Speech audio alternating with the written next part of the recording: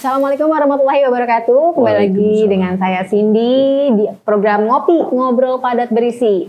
Dan hari ini sudah bersama saya nih Kepala Dinas Koperasi dan UMKM Kabupaten Bogor, ada Bapak Iman Wahyu Budiana. Siap. Siang Pak. Siang Ibu. Kumaha damang Pak. Alhamdulillah Mbak Cindy. Oke, alhamdulillah. Baik, hari ini kita akan membahas mengenai pendirian Koperasi Merah Putih ya Pak ya, Siap. yang menjadi instruksi Presiden nih.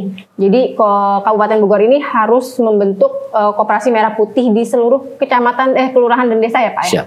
Nah saat ini gimana Pak progresnya sendiri? Boleh dijelasin nggak? Baik, sebelum masuk ke progres barangkali ya, saya akan menyampaikan ini konsep dasar program Koperasi Merah Putih apa sih, gitu kan ya konsep dasarnya. Bahwa konsep dasar Merah Putih ini adalah inisiatif dari Bapak Presiden kita yang dituangkan dalam Impres nomor 9 tahun 2025 ini, yaitu dalam rangka pemberdayaan ekonomi berbasis komunitas yang bertujuan membangun kekuatan ekonomi dari desa dan untuk masyarakat desa itu sendiri.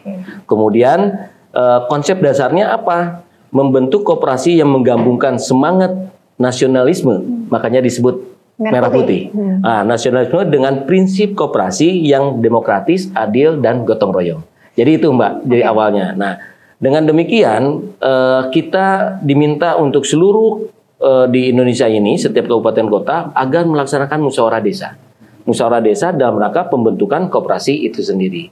Dan alhamdulillah Mbak, setelah keluarnya tersebut kita rancang. Dan kami Kabupaten Bogor di Jawa Barat mungkin yang pertama bisa dikatakan bisa melaksanakan musdes ini dan sudah terselesaikan sebanyak 435 desa.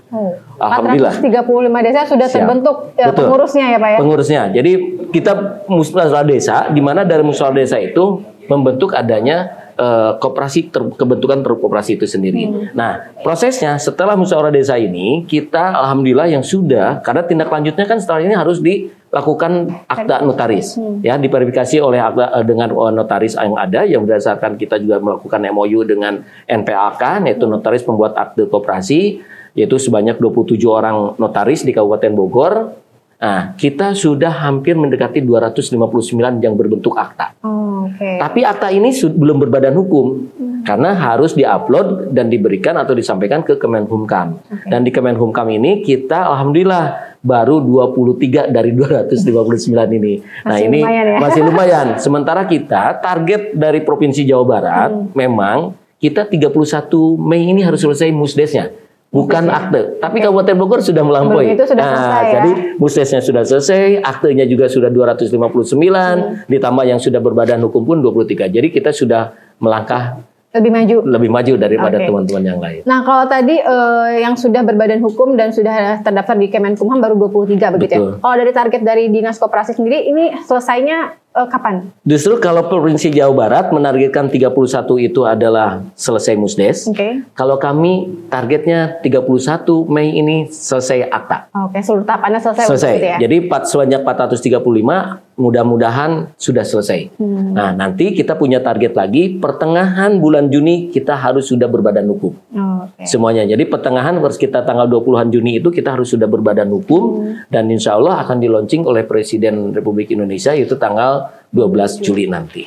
Secara keseluruhan sebanyak 80.000 yang ada di Indonesia ini. Baik. Nah, ini Pak kalau boleh tahu dari 435 koperasi ya.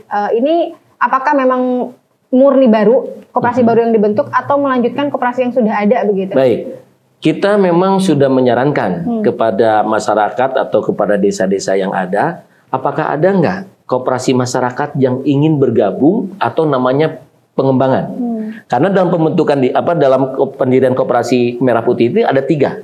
Satu dengan cara pembentukan yaitu dari nol, kemudian pengembangan dan satunya lagi ada revitalisasi. Nah, Kabupaten Bogor dari 435 hanya ada 1 yang pengembangan. Jadi koperasi masyarakat yang dia juga belum lama berdiri, tetapi dia juga usahanya cukup lumayan, anggotanya sudah ada, maka ditarik.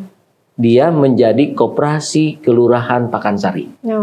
Itu ya, Koperasi Merah Putih Pakansari.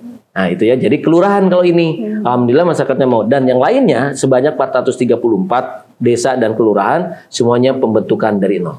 Oke, berarti murni semua ya. Murni semua. Didominasi oleh yang murni yang baru ya Pak ya. Siap. Nah ini kan berarti kan pengurusnya sendiri itu kan apa ada seleksi sendiri gitu Pak untuk yang pengurus koperasi ini, karena kan dia akan bertanggung jawab untuk mengelola uang ya.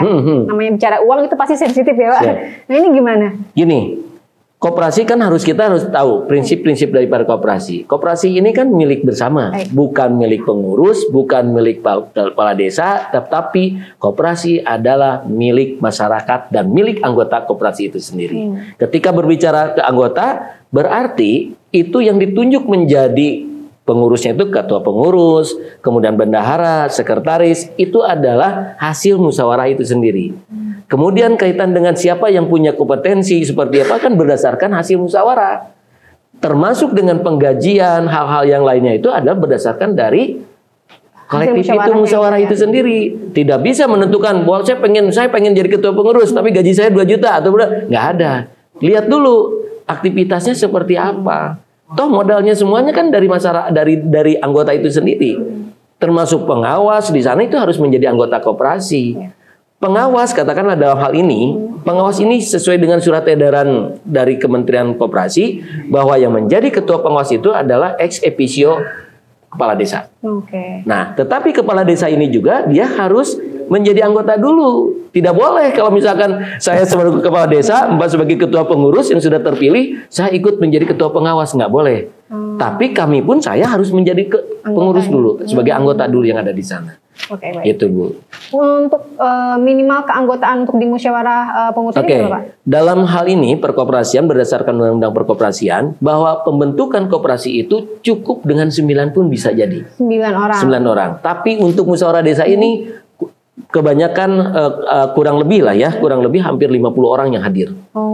Jadi setiap musyawarah desa itu kita di dalam daftar hadir kami lihat ada 35, 40 dan 50 sampai ada yang sampai 100 juga. Angkanya sudah di angka di atas 50 apa? Ya. Puluhan semua ya? Iya, puluhan ya. Nggak ada yang sesuai dengan tadi yang saya sampaikan 9 orang, nggak ada itu. Semuanya di atas puluhan lah gitu. Nah ini kan di pusat sendiri kan rame bahwa Koperasi Merah Putih ini bakal mendapatkan modal gitu ya dari mulai 3 sampai 5 miliar. Siap. Nah ini bagaimana gitu Pak? Apakah memang nantinya ke depan seperti apa gitu modal yang akan diberikan oleh pemerintah kepada koperasi-koperasi ini? Begini.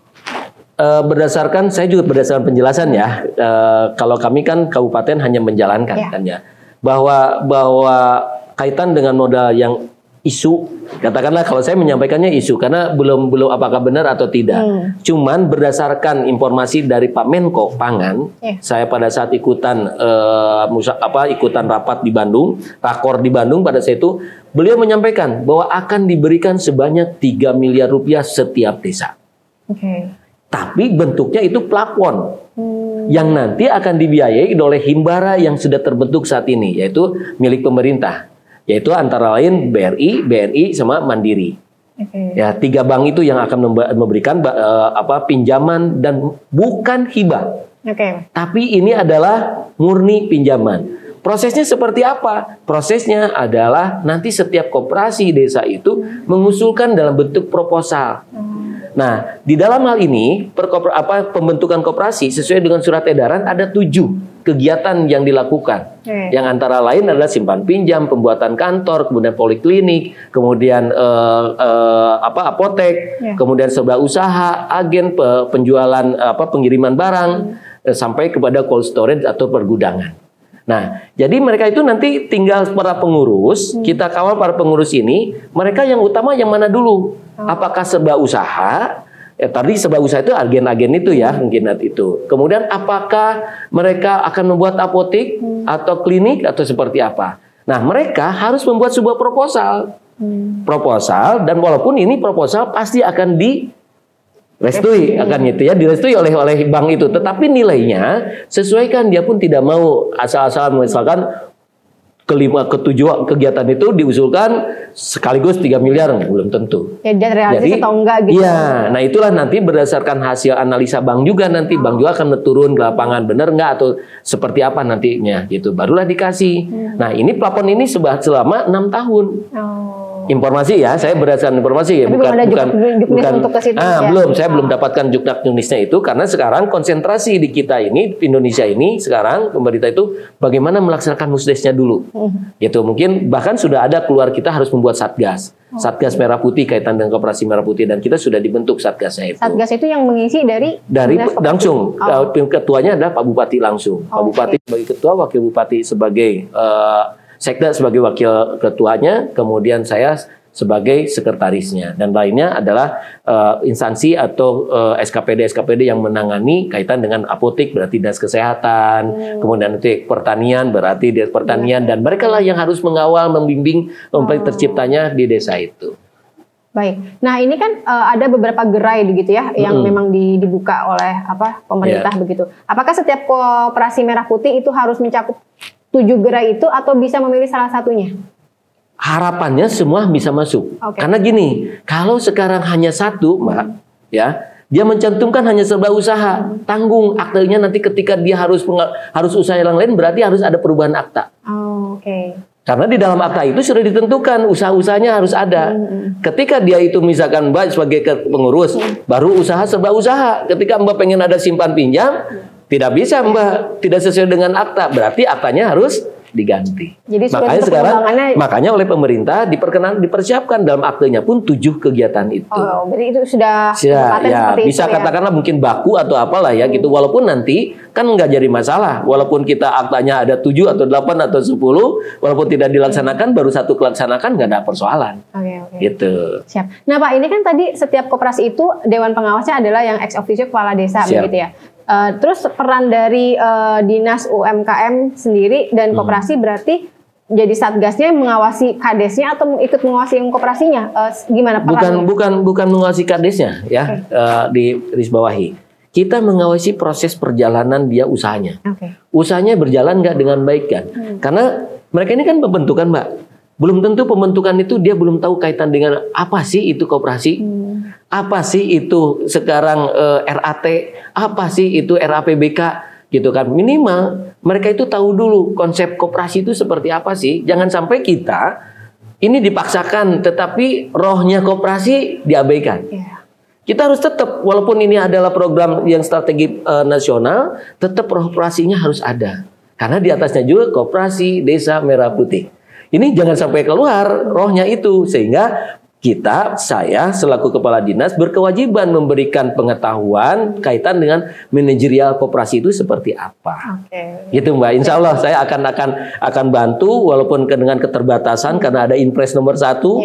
Kaitan dengan efisiensi 40% dikurangi, kita coba ada Zoom ya, kita bisa Zoom, nanti kita buka link Zoom-nya, mereka bisa dengan Zoom itu. Nanti Insya Allah kami akan lakukan itu. Baik. Nah Pak, ini kan koperasi juga sebenarnya kan sudah banyak yang berdiri yang ada di tengah masyarakat begitu ya, bukan cuma koalisi lagi, bukan hanya koperasi merah putih.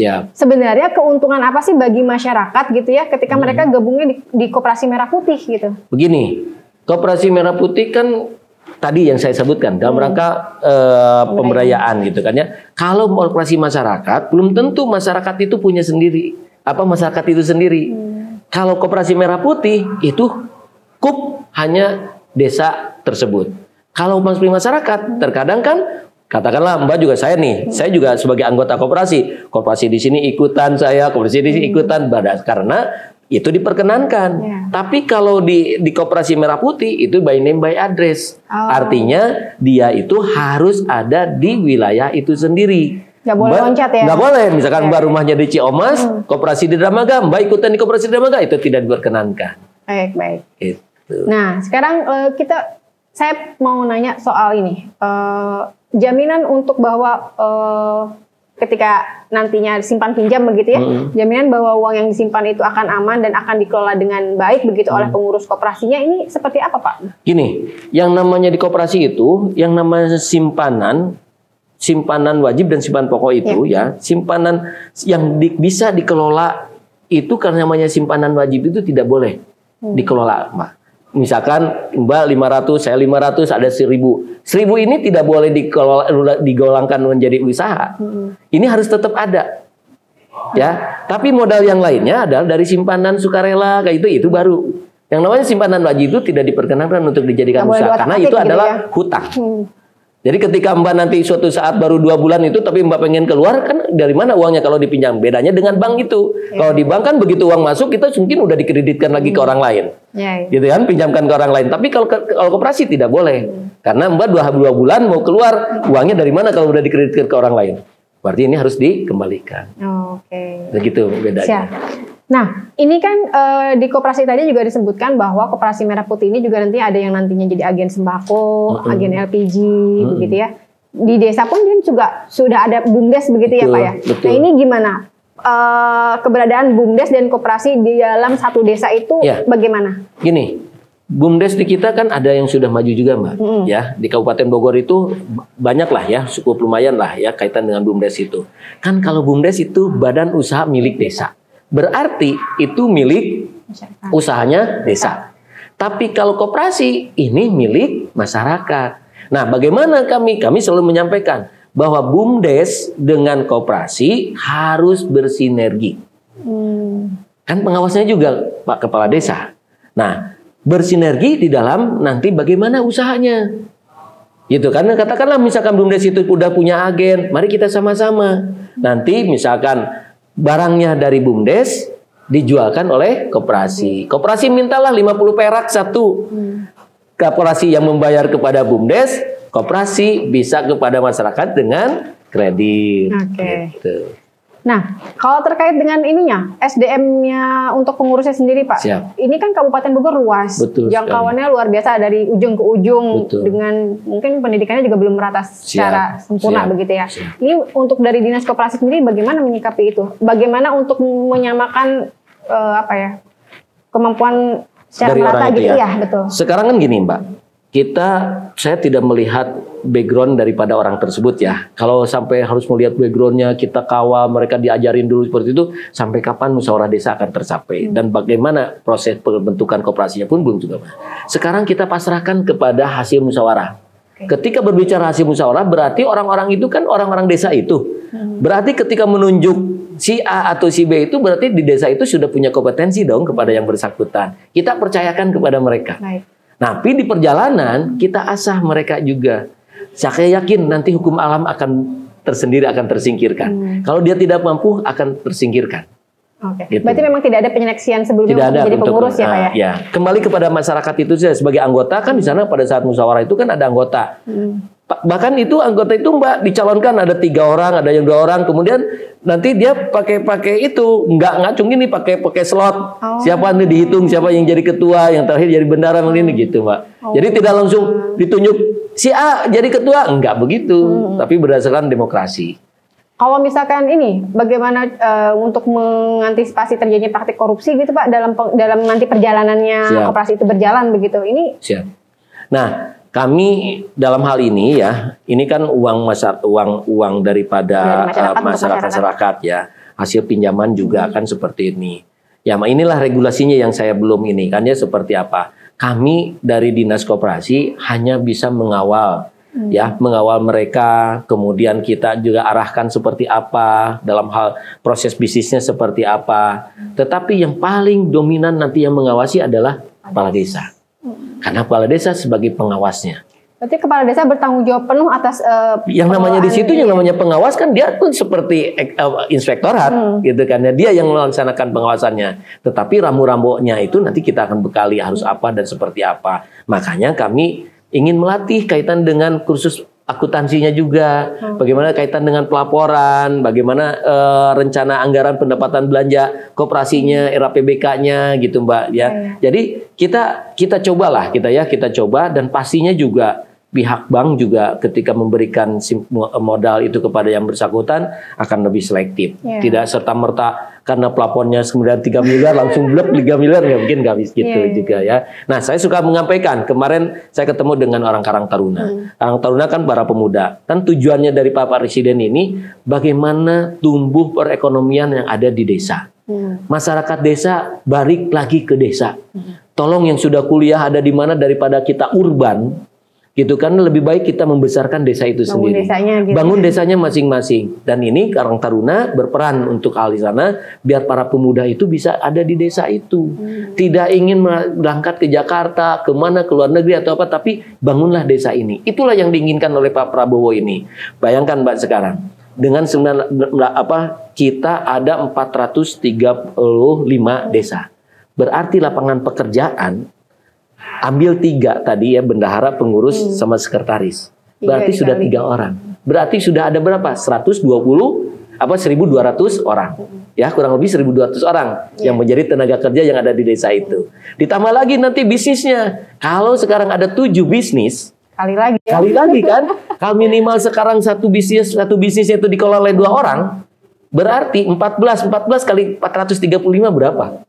Dihitung ya teman-teman ya. Nah, hampir 11 ribuan lebih kan, bisa sampai 10.000 gitu kan ya. Berarti ini menciptakan lapangan kerja yang ada di desa itu sendiri. Jadi artinya warga desa pun tidak perlu pusing mencari pekerjaan harus kemana begitu, tapi cukup melihat potensi yang ada di daerahnya untuk dikembangkan menjadi usaha. Betul sekali. Itu ya. Betul sekali. Nah, kaitan dengan bisnisnya nanti ya, sedikit kali. Bisnisnya misalkan Mbak di desa A, saya di desa B. Kita kan bisa bertukeran. Mbak punya produk apa, saya punya produk apa. Nanti kita bisa tukar barteran. Kita jual punya saya bisa dijual di Mbak Cindy, saya pun bisa menjualkan punya bisnis. Itu harus saling begitu di antara desanya itu gitu kan ya. Mana yang kira-kira gitu kan ya, sampai nanti itu kan untuk menghindari percaloan. Karena kenapa tadi ada bisnisnya, ada cold storage, kemudian ada pergudangan. Yaitu nanti bisa membeli padi untuk menghindari calo-calo, tengkulak-tengkulak yang sebelum panen sudah dibayar. Kita yang membayarnya, koperasinya. Yang penting, yang paling utama yang saya yakinkan dan minta kepada pemirsa juga ya, harapan daripada saya itu, ini peluang yang sangat besar untuk para pemuda yang ada di desa. Manfaatkan peluang ini. Peluang ini tidak akan datang 2 kali.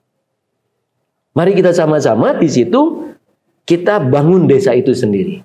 Kami siap dari Dinas Koperasi untuk mengawal perjalanan koperasi daripada semua itu. Berarti syarat keanggotaan dia minimal punya KTP begitu ya? Iya. KTP di situ gitu. Untuk pembuktiannya itu kan nanti pada saat di-upload itu, Mbak, dalam membuat akte itu si notaris ngelihat tidak boleh ada dari desa luar gitu. Gitu. Nah, ini kan akan di-launching tanggal 12 Juli ya Pak ya? Sampai nanti 12 Juli apakah juga teman-teman yang sudah ada tergabung di 435 itu juga akan ada pembimbingan atau pelatihan khusus gitu sampai menuju 12 Juli gitu Pak? Ya, saya akan mencoba, tadi saya sampaikan di atas ya, kami akan mengumpulkan, tapi kami juga lagi apakah anggarannya ada atau enggak. Saya ingin semua para pengurus itu, keinginan daripada kami ya, kami lagi berpikir dari mana. Semua para pengurus itu dihadirkan sebanyak 435 dan saya menginginkan Pak Bupati yang menyampaikan pesan-pesan kepada yang bersangkutan. Agar mereka itu merasa dihargai gitu kan ya oleh seorang pemimpinnya gitu kan ya. Kemudian pesan-pesan daripada beliau yang belum disampaikan secara langsung kepada para pengurus. Pasti saya menitipkan integritas yang harus dilakukan. Karena ini adalah modal utama dalam pengembangan ini, kejujuran. Dan yang semuanya ada dicakup di integritas itu. Kalau semuanya punya integritas dan ingin mengembangkan, insya Allah berjalan dengan baik. Baik. Nah Pak, satu lagi nih, sebelum kita ke penutup ya, kan biasanya itu yang namanya koperasi, yang namanya antara nabung dan minjem gitu ya Pak. Kadang nggak semuanya memang, tapi nabungnya mah mungkin sedikit, seberapa persen gitu ya, minjemnya puguh gitu ya. Siap. Dan juga di situ juga banyak mungkin ya ada beberapa yang mungkin gabung di rentenir juga gitu, akhirnya minjem untuk membayar rentenir. Iya gitu. Ini gimana kalau Pak? Gini, kalau saya lihat kan, saya akan membuatkan regulasi kaitan dengan simpan pinjam. Jangan hanya minjamnya tapi ngembalikannya nggak mau gitu, dan kadang-kadang galakan yang minjem daripada yang meminjamkan. Nah, kita antisipasi dalam regulasi nanti mungkin kalau memungkinkan bahwa orang itu kalau meminjam dia harus menjadi anggota dulu, Mbak. Koperasi itu tidak boleh Mbak bukan anggota minjem kepada koperasi, itu tidak diperkenankan. Itu sudah menyalahi aturan. Nah, ketika berbicara meminjam, lihat dulu berapa tabungan dia yang udah di situ. Yang lebih aman begitu. Jangan sekarang Mbak baru tabungannya 1 juta, tapi Mbak minjem 5 juta. Itu salah. Dan itu pasti nggak bisa gitu. Nggak bisa, harusnya nggak boleh. Gitu. Tapi kewenangan itu ada di pengurus. Gitu ya, kembali kepada pengurus gitu kan ya. Saya hanya regulasi itu sendiri. Nah, inilah yang harus kita bangun. Dan saya sih menitipkan kepada koperasi desa ini, kalau meminjamkan itu pada yang sudah UKM yang ada di situ. Harapan daripada saya, berilah para UKM yang ada di wilayah itu untuk diberikan modal dalam rangka peningkatan produksi dia itu sendiri. Gitu. Kalau dia UMKM-nya naik lagi, berarti lapangan kerja pun makin meluas ya Pak ya. Meluas lagi. Oke, sebelum diakhirkan Pak, boleh closing statement untuk mungkin bisa ajakan Bapak untuk mengajak masyarakat yang ada di Kabupaten Bogor untuk gabung di Koperasi Merah Putih. Siap. Terima kasih. Ini barangkali Bapak pemirsa yang saya hormati, ini adalah suatu peluang yang sangat cukup baik. Mari kita sama-sama manfaatkan peluang ini, jangan sampai kita tinggalkan. Harapan daripada saya, mari kita sama-sama kepada seluruh pemirsa yang mendengarkan pada hari ini, bagaimana kita desa ini bisa dikembangkan dan membangun desa kembali kepada kita. Jadi harapan daripada saya, dan yang utama adalah tadi sebagaimana saya sampaikan, bangun integritas yang sangat tinggi. Kalau dengan integritas sangat tinggi, maka niscaya yang namanya hal-hal yang lain pasti akan terabaikan. Terutama kepada para pengurus, kalian pada saat ini punya kesempatan, manfaatkan koperasi ini dengan baik. Itu barangkali Mbak, sebagai moto kami adalah satu desa, satu koperasi, satu semangat merah putih. Kabupaten Bogor berkoperasi, koperasi bangkit. Salam Bogor Istimewa, Kuta Udaya Wangsa. Oke, ini tadi bincang-bincang singkat kita bersama Kepala Dinas Koperasi dan UMKM Kabupaten Bogor, Bapak Iman. Dan semoga apa yang disampaikan itu bisa diambil manfaatnya seperti itu ya teman-teman.